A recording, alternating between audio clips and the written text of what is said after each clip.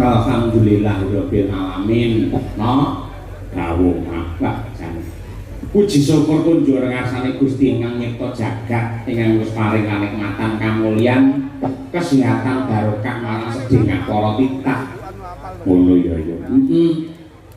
Marambah makaping-kaping mligine ing kecamatan Babatan awake dhewe isih dipercaya isih ditresnani karo para warga masyarakat. Mula nganti makaping-kaping awake dhewe sowan dan Ponorogo khususing Babatan. Ya. Malah bengi iki dipun timbali dening pepundhen kula Bapak kami tuwa Bapak Sukamto sekalian Ibu Pujiati ya Mas. Ingkang enggak ana ing Karanggayam Trisana Babatan Ponorogo. Nggih. Ya ngene iki lho Nduk sing apik, Kyai Sembodo piyayi duwe tekad sing kenceng, duwe niat sing gembleng ya kaya Pak Sukamto iki. Ngono. Apapun yang terjadi yang pancen ngersaki ngurip-urip marang budaya, nguri-uri karo wayang, mbuh piye carane mesti ditindakake. Ya kok. Monggo jane daleme kene nuwun sewu halamane pamane nggih wayangan kuwi ya kurang cukup ya, Mak. Mula ri palungguhan iki ya aneh to iki. Biasane ade wayangane siji ning lapangan, loro ning tengah dalan. Ning bengi iki awake dhewe ning tengah sawah. Iya. Muga-muga iki ya sawahe Pak Kamto dhewe. Muga upamane senes ning ya mesti ada jalinan silaturahim yang baik, tali kekadangan sing apik, wayangan ning sawah muga-muga dadi barokah. Allahumma amin. Mula nang kene iki kewan iki pirang-pirang iki. Masa endi sing nyamuk, endi sing kepik, endi sing apa, nganti ana sing nekat mlebu ning jero jarik. Ayo.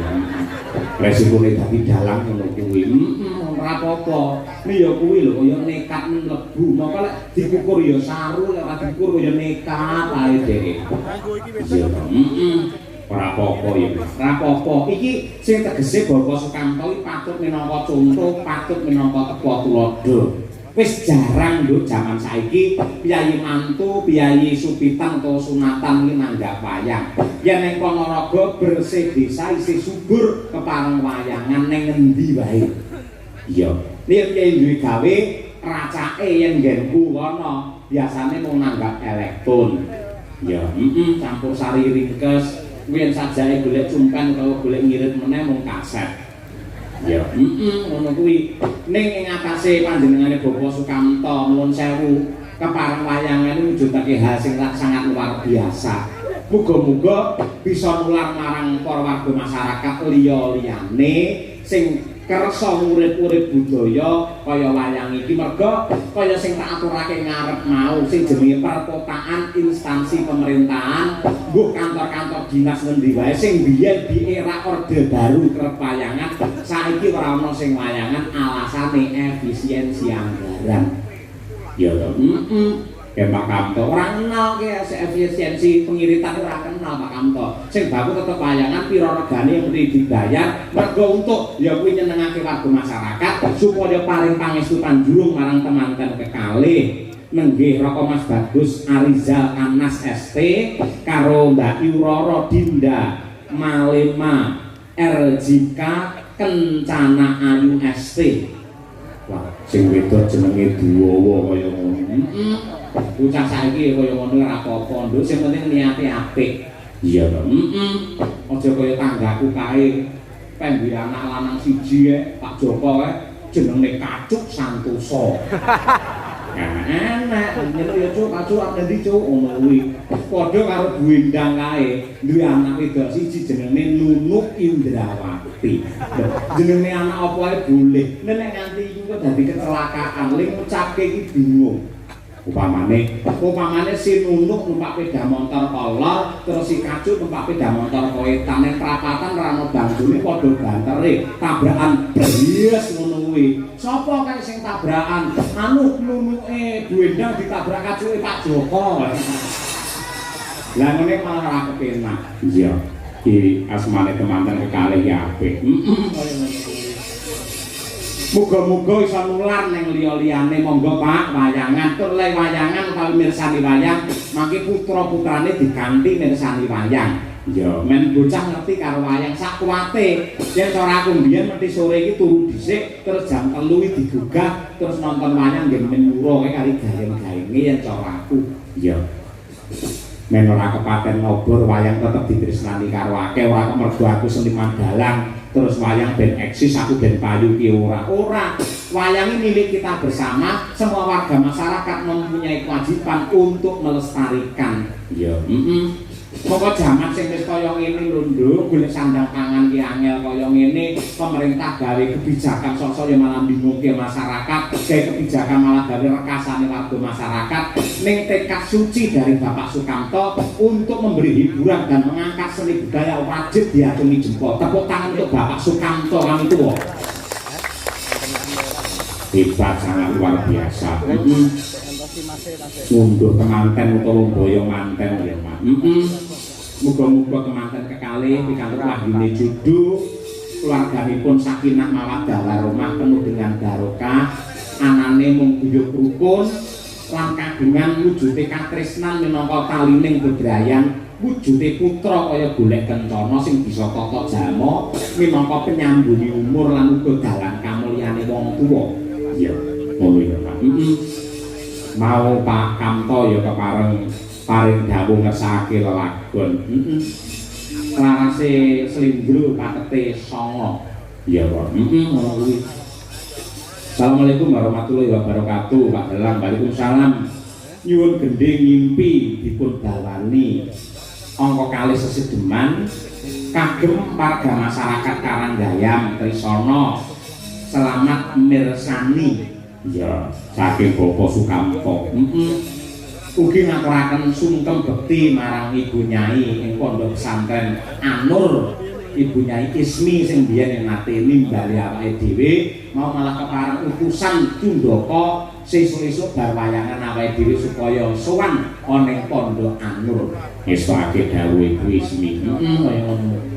Bu Kesi monggo diaturke Bu Kesi iki langgang ngimpi kemadhep karo katresnan. Ya, cocok karo temane bengi iki. Kuwi jan sindene ya seragame ya anyar. Jarike anyar, bayake anyar, lendange anyar. Apik kemenanan bos, kemenanan. Iya, muga-muga iso dadi Dewi Sri mengko sebelah iki pari. Ya. Oke, bapak-bapak mriku mboten gatel Pak Indan. Mboten nggih, tetep semangat nggih. Mugi-mugi mboten enten kodhok nggih. Mulai nganti enten kodhok mang tutuk kodoke loro malian. Ha iya, sing penting sehat selalu nggih Pak nggih. Monggo niki mang midhangetaken menika swantenipun Bu Kesi wiwit saking pangkur nyimpinipun. Monggo Pak Kamto kangge jampi saya. Ya.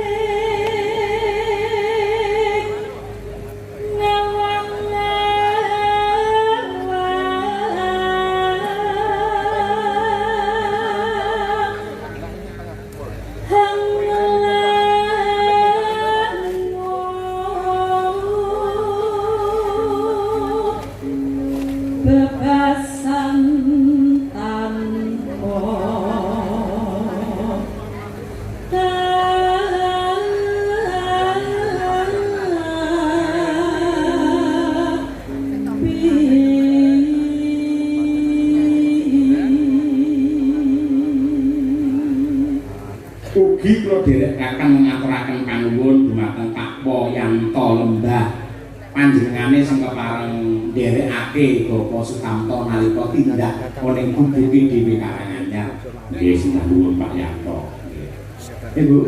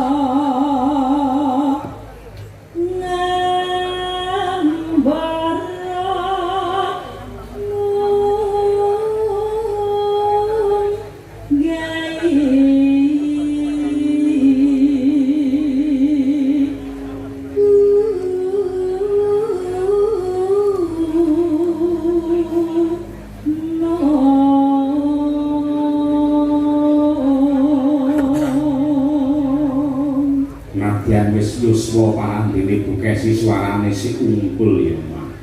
Terus suarane landung. Mergo pancen diopeni olahragane ya ora keri. Ben landung ngono kuwi olahragane apa? Yen bukesi kuwi renang. Renang. Yen prei ning kolam renang kuwi ya. Ning dhek yen renang karo aku ki isin. Ya to. Ana wis papane nang tak imut dhek pas renang isin. Dadi pamane dhek renang ngono kae ya. Saku teko langsung sirahe didelekne kan. Terus ning bokong metu malah. Ayo. Kaya apa? Kodokmu. Iya. Ora. Coba. Katung